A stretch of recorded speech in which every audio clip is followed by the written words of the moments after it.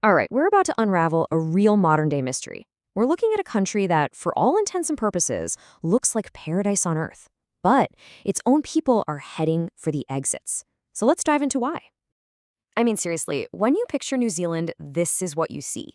The mountains look almost fake, like they're from a painting. The lakes seem like someone turned up the color saturation. The whole place is so perfect, it feels like you've just walked onto a movie set. It really is a dream country. But here's the paradox. Something really strange is happening in this paradise. People are leaving. And we're not talking about tourists going home. We're talking about New Zealanders, Kiwis, the very people living the dream, packing their bags and moving away. And they're leaving in numbers that are frankly shocking for a wealthy, stable, first world nation. And that brings us right to the heart of the puzzle, what we're calling the Paradise Paradox. You know, what makes this so wild is that this isn't your typical brain drain. This isn't a country falling apart because of war or political collapse. New Zealand is safe, it's wealthy, it has an incredible quality of life. We're talking about a brain drain from a place everyone wants to move to. And that is what makes this so fascinating and honestly a little concerning. So, to figure out why this is happening, we have to start with our first clue. And it's something that most people just don't think about when they picture New Zealand. It's geography.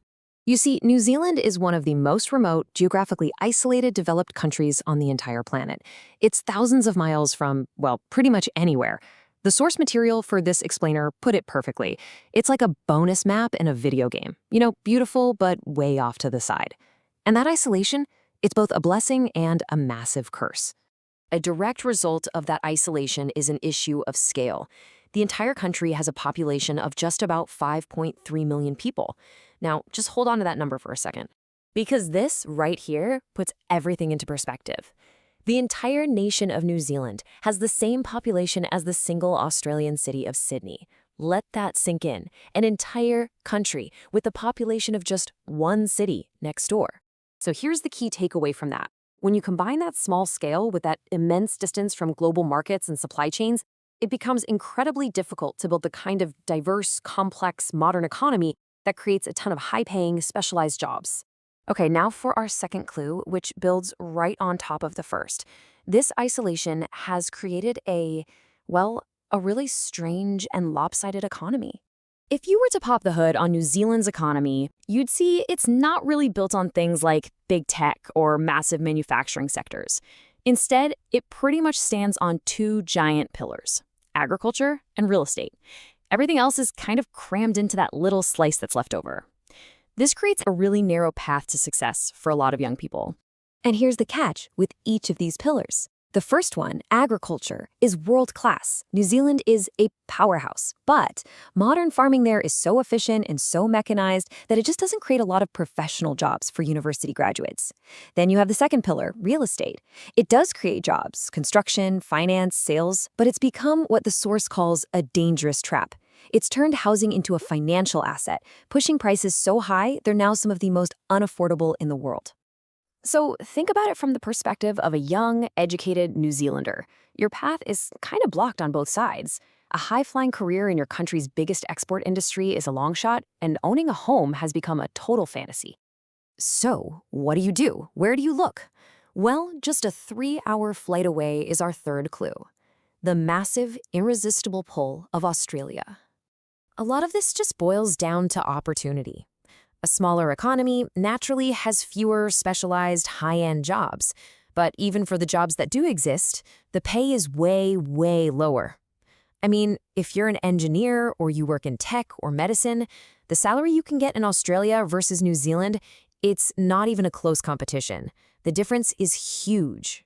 And what really seals the deal is that the move is almost frictionless. It's not like moving to a totally foreign country. The culture's basically the same, and New Zealanders can just pack up and go. They can live and work there with almost no hurdles. So Australia just feels like a bigger version of home, but a version with more companies, more career options, a higher salary, and a much higher ceiling on your ambitions. The choice becomes painfully logical.